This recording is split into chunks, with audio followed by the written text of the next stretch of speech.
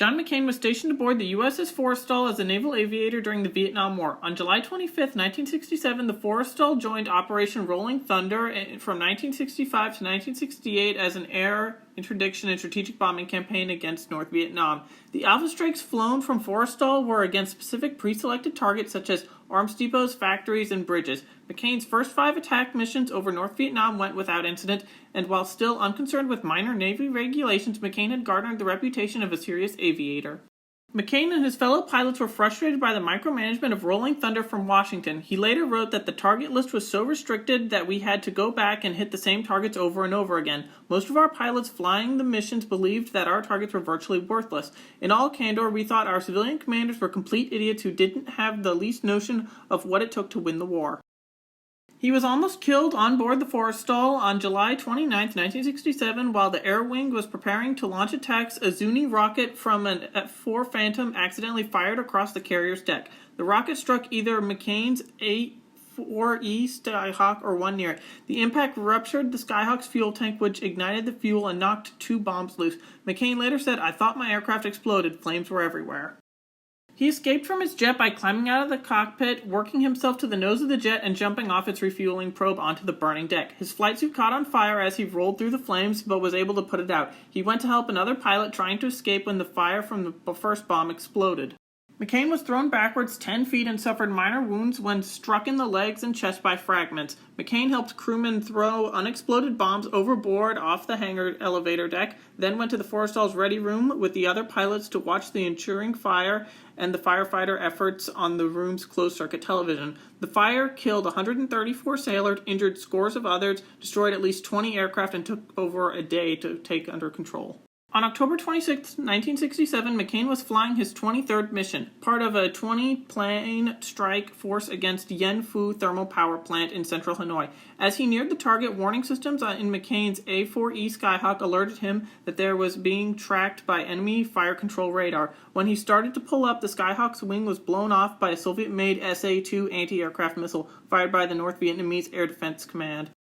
His plane went into a vertical inverted spin and McCain bailed out upside down at high speed. The force of ejection fractured his right arm in 3 places, his left arm, his right leg and knee, and knocked him unconscious. McCain nearly drowned after parachuting into Truckback Lake in Hanoi. The weight of his equipment was pulling down on him. As he regained consciousness, he could not use his arms. He was eventually able to inflate his life vest using his teeth. Several Vietnamese pulled him ashore, and a mob gathered around, spat on him, kicked him, and stripped him of his clothes. His left shoulder was crushed by the butt of a rifle, and he was bayoneted in his left foot and groin area. He was then transported to Hanoi's main Ha Lo prison, nicknamed Hanoi Hilton. It was only after the North Vietnamese discovered that his father was a high-ranking admiral did they grant him any medical care. McCain spent 6 weeks in the hospital, receiving marginal care in a dirty, wet environment. A prolonged attempt to set the fractures of his right arm, done without anesthesia, was unsuccessful. He received an operation on his broken leg, but no treatment for his broken left arm was given.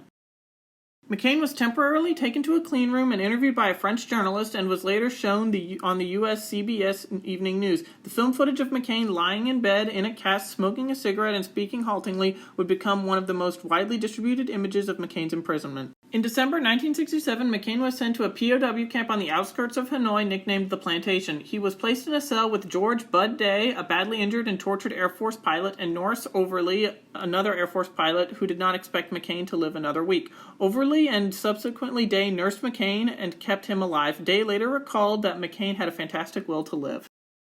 In March 1968, McCain was put into solitary confinement where he remained for 2 years. In late August, a program of vigorous torture methods began on McCain. The North Vietnamese used rope bindings to put him in prolonged, painful positions and severely beat him every 2 hours, all while he was suffering from dysentery.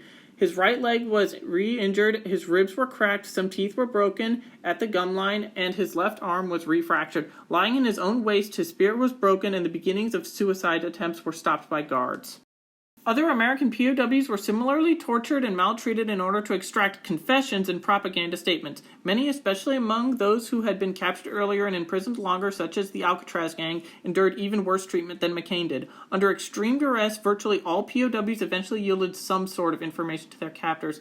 October of 1968 saw McCain's isolation partially relieved when Ernest C. Brace was placed in the cell next to him. He taught Brace the tap code that the prisoners used to communicate with one another.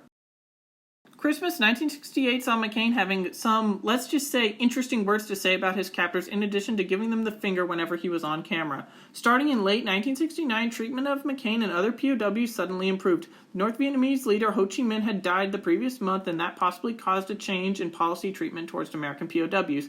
From November of 1971 onward, McCain and other POWs cheered the resumed bombing of North Vietnam starting in April 1972, which targets included Hanoi area, with daily orders issued by Jack McCain knowing that his son was in the vicinity. The older POWs cheered even more during the intense Christmas bombing campaign of 1972 when Hanoi was subject to, for the first time, to repeat B-52 Stratus Fortress raids. Although the explosions in the night lit and shook the walls of the camp, scaring some of the newer POWs, most of them saw it as a forceful measure to compel North Vietnam to finally come to terms.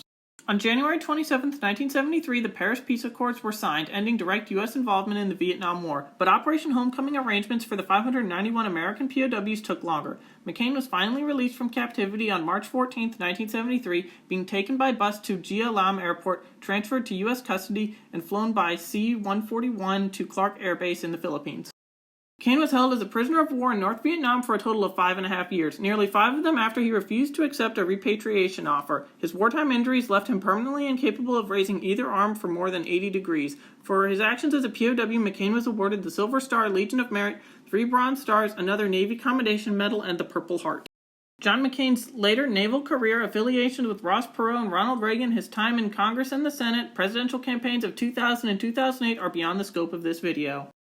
Did you know about the extent of John McCain's experience as a POW in Vietnam? Let me know in the comments, and thank you for watching.